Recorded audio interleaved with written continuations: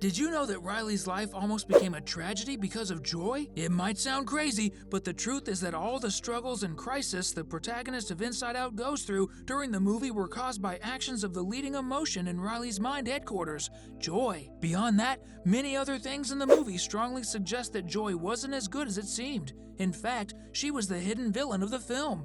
And I can prove it to you right now. Want to know how? Inside Out was a success for several reasons. The film innovated in so many aspects. One of them is the fact that it explored both the perspective of teenagers' minds and that of their parents as well, which pleased practically everyone who watched the movie, regardless of age. Another groundbreaking aspect of the film is that it lacks an antagonist. The typical villain that the heroine, in this case Riley, would have to fight and defeat in the end. The film is much more about a journey of self-discovery and growth for a girl who is, but it's precisely here that something almost no one noticed in the movie comes into play. Despite appearances, there is indeed someone who was responsible for almost destroying all the personality islands in Riley's mind and making her almost lose the good memories of the past stored in the girl's mind. That's right, we're talking about Joy, and the first reason to consider that this emotion wasn't so good is because Joy was possessive and controlling. Yes, that's exactly what you heard. Joy was possessive and controlling. Oh, hello.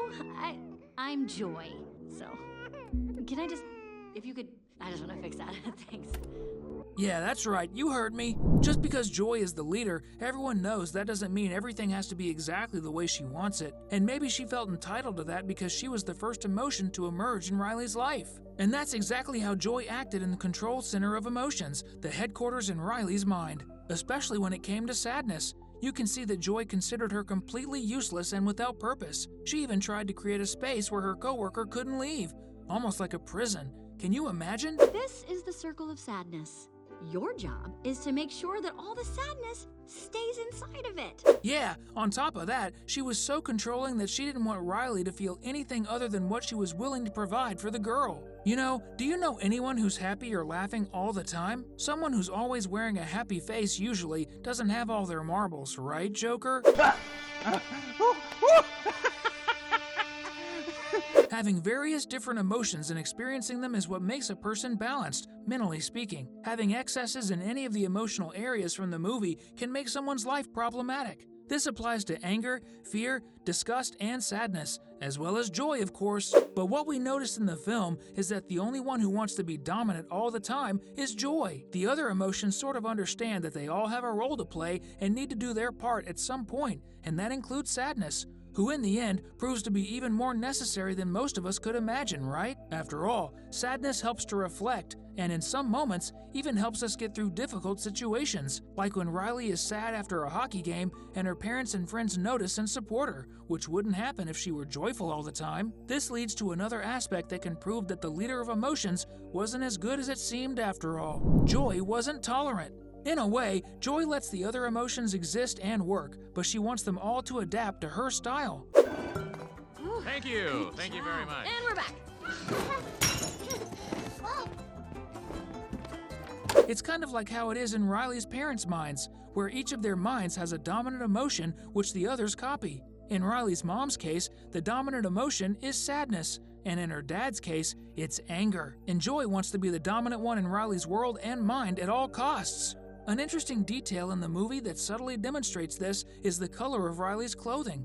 We know that each color represents an emotion in the film, right? Green is disgust, red is anger, purple is fear, blue is sadness, and yellow is joy. The cool thing is that in several scenes, Riley is wearing a multicolored shirt with the colors of all the emotions, plus orange. But when she goes out, she puts on a coat that covers her shirt. And guess what color it is? Yellow, the color of joy. This strongly indicates the control this emotion has over the others, trying to override them. It's a small detail that's almost imperceptible, but was subtly placed in the film and directly relates to the argument that Joy doesn't accept other feelings and emotions interfering with what she considers ideal for Riley, as she's the one in charge. And everyone knows that someone who always wants to be on top of others, like this coat could suggest, usually isn't a very nice person. After all, selfishness and self-centeredness aren't good qualities, right? It's always important to consider how others feel and how they can be important too.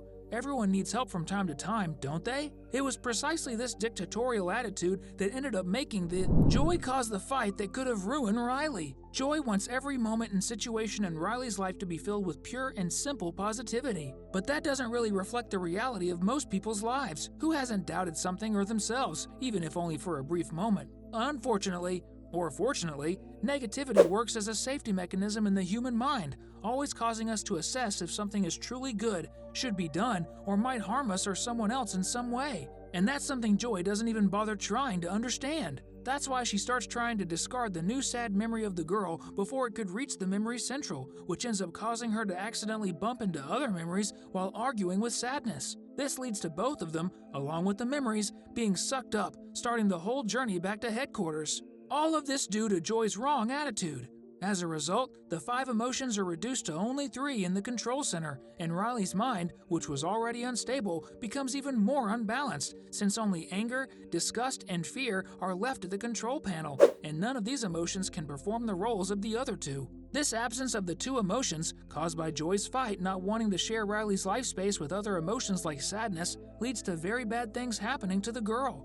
She distances herself from her parents, whom she was very close to, and ends up fighting with her friend. Ultimately, she tries to run away after tricking her mother and taking money to buy a bus ticket alone to her old town, which could be very dangerous for a girl her age. Do you see how the fight caused by Joy, who didn't want to share Riley's life space with emotions like sadness, could have caused so much harm to the girl's life and to everyone who cared and loved her? That's definitely something to think about. So the question arises, could it be that, in reality, is Joy overrated? This could be one of the interpretations the movie would like to convey. The truth is, society as a whole highly values happiness and smiles, even if they're not genuine. We could say that what's actually valued is the appearance of joy more than joy itself, and the film addresses this when Riley's mom asks her to smile, even when she's sad and confused. Probably a forced smile, just to keep her dad from getting even more stressed. Your dad's under a lot of pressure, but if you and I can keep smiling, it would be a big help.